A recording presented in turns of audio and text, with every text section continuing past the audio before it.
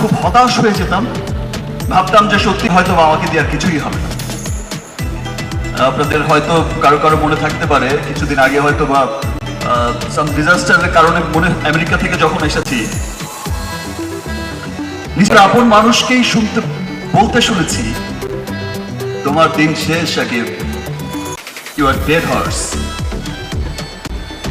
নিজের চেনা মুখগুলোকেই পাল্টে যেতে দেখেছি, অবাক হয়েছি, দুঃখিত হয়েছি, ভেবেছি হয়তো এখানেই শেষ, ইতি টানতে হবে।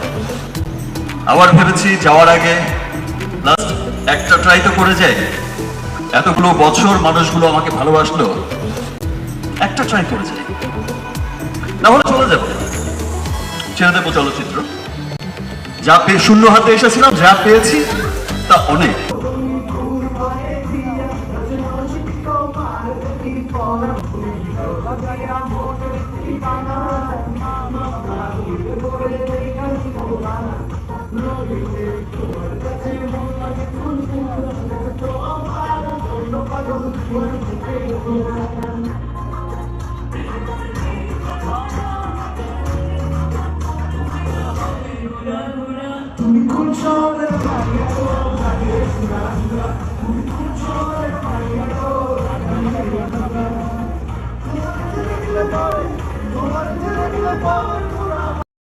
আসসালামু আলাইকুম বন্ধুরা, ভাইরাল চ্যানেলে আপনাদেরকে স্বাগত। চ্যানেলটিতে নতুন হয়ে থাকলে সাবস্ক্রাইব করতে ভুলবেন না। গতকাল সন্ধ্যায় রাজধানীর চিনমতির সম্মেলন কেন্দ্রে বসেছিল মেরিল প্রথম আলো পুরস্কারের ২৬তম আসর। অনুষ্ঠানের বড় চমক ছিলেন শাকিব খান।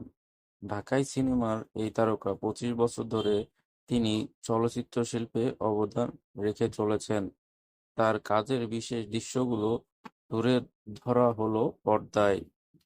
পূজা চেরি, নীরব ইমন ও রোশানের অংশগ্রহণে প্রিয়তমা, রাজকুমার, দিল দিন দিন, আসছে তুফান সহ বিভিন্ন গানের সঙ্গে ছিল বিশেষ নৃত্য পরিবেশনা। চলচ্চিত্রে ২৫ বছর পূর্তি উপলক্ষে শাকিব খানের হাতে বর্ণাঢ্য কর্মজীবনের রজব জয়ন্তীর বিশেষ সম্মাননা স্মারক তুলে দেন স্কয়ার টয়লেটিস ব্যবস্থাপক পরিচালক অঞ্জন চৌধুরী ও নির্মাতা অমিত রহমান। এরপর সংক্ষিপ্ত প্রতিক্রিয়ায় শাকিব খান কথা বলেন নিজের দীর্ঘ ক্যারিয়ার, উত্থান পতন সহ নানা প্রসঙ্গে। চলচ্চিত্রের শুরুর গল্প বলতে গিয়ে শাকিব খান বলেন, আমি তখন ফার্স্ট ইয়ারে পড়ি। দেখতে শুনতে হয়তো একটু ভালোই ছিলাম।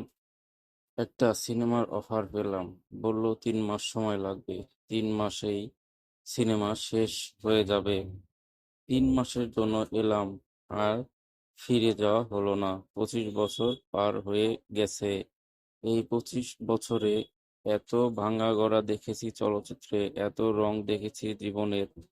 কখনো খুব উচ্ছ্বসিত হয়েছি, কখনো অবাক হয়েছি, কখনো খুব দুঃখিত হয়েছি, কখনো রোমাঞ্চিত হয়েছি, আবার অনেক সময় অনেক কষ্টের সাগরেও ভেসেছি। নিজের কঠিন সময়ের কথা বলতে গিয়ে শাকিব খান বলেন, এই চলচ্চিত্র জগৎ সত্যিই অনেক রং দেখায়েছে। একসময় যখন সত্যিই খুব হতাশ হয়ে যেতাম, ভাবতাম সত্যিই হয়তো বা আমাকে দিয়ে আর কিছু হবে না। আপনাদের হয়তো কারো কারো মনে থাকতে পারে কিছুদিন আগে আমেরিকা থেকে যখন এসেছি কিছু কারণে অনেক কাছের মানুষকেও বলতে শুনেছি, তোমার দিন শেষ Sakib, you are dead horse. নিজের চেনা মুখগুলোকে পাল্টে যেতে দেখেছি, অবাক হয়েছি, দুঃখিত হয়েছি, ভেবেছি হয়তো এখানেই শেষ, ইতি টানতে হবে। আবার ভেবেছি যাওয়ার আগে একটা ট্রাই, মানে চেষ্টা তো করে যাই। এত বছর ধরে মানুষ আমাকে এত ভালোবাসলো, একটা ট্রাই করে যাই, না হলে ছেড়ে দেব চলচ্চিত্র। শূন্য হাতে এসেছিলাম, যা পেয়েছি তা অনেক। অতঃপর ২০২৩ সালে হিমেল আশরাফের প্রিয়তমা দিয়ে ঘুরে দাঁড়ায় শাকিব খান। সে প্রসঙ্গ উল্লেখ করে তিনি বলেন, কিন্তু প্রিয়তমা দিয়ে আমার সেকেন্ড ইনিংস শুরু হয়েছে, যেটা সবাই বলে। যখন প্রিয়তমা মুক্তি পেয়েছে, এত মানুষের ভালোবাসা, এই প্রথম আমার চলচ্চিত্রে দেশের গণ্ডি পেরিয়ে বিদেশের মাটিতে গিয়ে এত সফল হচ্ছে। প্রতিটি মানুষ দেখছে, সাফল্যের জোয়ারে ভাসছে। প্রিয়তমার পর রাজকুমারও এসেছে, তারপর তুফান এসেছে, সবার মনে তুফান ধরিয়ে দিয়েছে। তুফানের পর সেই মানুষগুলোর দিকে তাকিয়ে নীরবে বলছি, আমি আমার দিন শেষ হয়নি, দিন তো মাত্র শুরু। যে স্বপ্ন আমি সারা জীবন দেখে এসেছি, পৃথিবী জুড়ে আমার চলচ্চিত্র মুক্তি পাবে, হলিউড, বলিউড, বড় বড় সিনেমার পাশাপাশি আমাদের সিনেমার পোস্টার থাকবে, সেই স্বপ্নের পথেই হেঁটেছি এবং সফল হয়েছি। এখন দেশ বিদেশের সবাই গর্ব করে বলে, এটা আমাদের চলচ্চিত্র, আমাদের শাকিব খান। গত রোজার ঈদে মুক্তি পায় শাকিব খান অভিনীত, মেহেদী হাসান পরিচালিত সিনেমা বরবাদ। এ ছবিও সাড়া ফেলে। দেশের রাজনৈতিক অস্থিরতার কারণে সিনেমাটির সাফল্য নিয়ে অনেকে সন্দিহান ছিলেন।